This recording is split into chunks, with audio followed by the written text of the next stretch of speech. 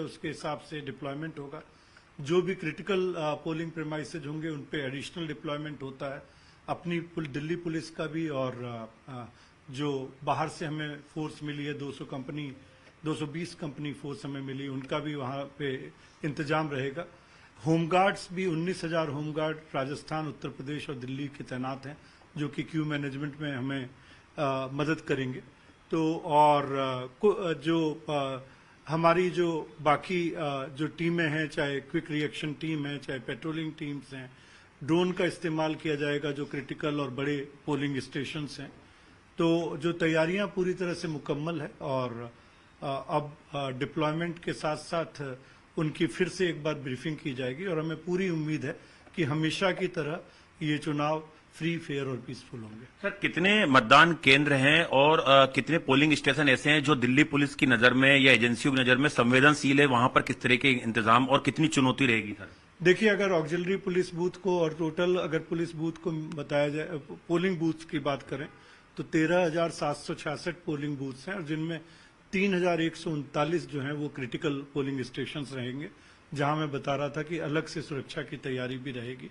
जो वरिष्ठ अधिकारी हैं, इंस्पेक्टर और एसीपी रैंक के, जहां पे भीड़ भाड़ वाले ज्यादा मतदान केंद्र एक ही प्रेमाइस में स्थित हैं, तो वहां पे एसीपी और इंस्पेक्टर्स की भी नियुक्ति की जाएगी। एडिशनल पुलिस फोर्स रखा जाएगा। ऐसी जगहों पे ट्रैफिक का भी आवागमन सुनिश्चित किया जाएगा और हमारी कोशिश ये रहेगी कि मतदाताओं को एक अच्छा एक्सपीरियंस मिले और उनको अपना मतदान डालने में किसी भी तरह की परेशानी नहीं हो और पूरी तरह माहौल जो है वो शांतिपूर्वक रहे और किसी भी तरह से किसी में भी कोई न परेशानी हो न भय हो। सर, जिस तरह से इलेक्शन कमीशन जागरूक कर रहा है दिल्ली की जनता को, वोट डालने आए हैं, दिल्ली पुलिस भी ये पहली बार कर रही है कि लोगों को जागरूक करिए कि वो अपने मत का प्रयोग करें। जी, हमारे जो फील्ड के अधिकारीगण हैं, कर्मचारीगण हैं, उन्होंने इस बारे में काफी स्टेप्स लिए हैं। हम लोगों ने सेल्फी पॉइंट्स बनाए हैं, स्टैंडीज बनाई है, हम लोग market welfare association, resident welfare associations के पास भी गए, हम लोग भीड़ भाड़ वाले इलाकों में, मॉल में, बाजार में, वहां पे भी गए, स्कूल कॉलेजेस में गए, नुक्कड़ नाटक किया, लोगों को, मतदाताओं को, खासतौर पे युवाओं को और महिलाओं को हमने प्रेरित किया। अपनी सोशल मीडिया कैंपेन भी हमने चलाई। तो कुल मिला के जो डिस्ट्रिक्ट इलेक्टोरल ऑफिसर या जो सीईओ का स्वीप एक्टिविटी होती है, उसके हाथों को मजबूत किया और हम लोग भी इसको एक चुनौती मान के ज्यादा से ज्यादा मतदाताओं को ये मैसेज देने की कोशिश कर रहे हैं कि वो घर से निकलें और वोट देने जरूर आए। सर, एआई का भी इस्तेमाल दिल्ली पुलिस कर रही है इन चुनावों में, वो कितना इफेक्टिव होगा? जी, जहां तक टेक्नोलॉजी की बात है तो ये 3 तरह की चीजें हैं। एक, हमने एआई के चैटबॉट बनाए हैं जिसको हमने चुनाव मित्र और साइबर सारथी का नाम दिया है। तो सारे जो हमारे दिल्ली पुलिस के कर्मी हैं या जो सीएपीएफ के कर्मी हैं वो चुनाव मित्र से जान सकते हैं कि क्या उनकी ड्यूटी है, क्या कहाँ पे चुनाव की गाइडलाइन है, क्या नियम है। तो तुरंत अगर वो व्हाट्सएप करते हैं तो तुरंत उन्हें पता चल जाता है। इसके अलावा साइबर सारथी की साइबर लॉज के बारे में भी उन्हें पता चलता है। दूसरा क्यूआर कोड है जिसमें हमने ये लिखा है कि मतदान के दिन क्या क्या होना चाहिए और गणना के दिन क्या क्या होना चाहिए। तो वो हमने अपनी वेबसाइट पे भी डाला है और हम अपने स्टैंडी और सेल्फी पॉइंट्स पे भी डालेंगे। वो आम पब्लिक के लिए भी है ताकि एक ट्रांसपेरेंसी और फेयरनेस जिसके लिए दिल्ली पुलिस को जाना जाता है, हम सारी जनता को भी बता सकें कि चुनाव आयोग के क्या निर्देश हैं और क्या कानून रहते हैं। और तीसरा, हमने जियो टैगिंग भी की है जिसमें अगर जो पुलिस के जो हमारे फील्ड फॉर्मेशंस हैं वो अपनी पेट्रोलिंग और पिकेटिंग को जो जियो टैगिंग के माध्यम से ज्यादा सुदृढ़ और ज्यादा सुचारू बना सकते हैं। सर, इस चुनाव में देखने को मिल रहा है कि बहुत सारी झूठी भ्रामक खबरें सोशल मीडिया की जगह फैलाई जा रही हैं, पुलिस को भी टारगेट किया जा रहा है, पुलिस पे भी गंभीर आरोप लग रहे हैं। ऐसे लोगों से निपटने के लिए दिल्ली पुलिस की क्या तैयारियां हैं? देखिए, दिल्ली पुलिस हमेशा से इस देश में ही नहीं दुनिया में अपनी प्रोफेशनलिज्म के लिए जानी जाती है।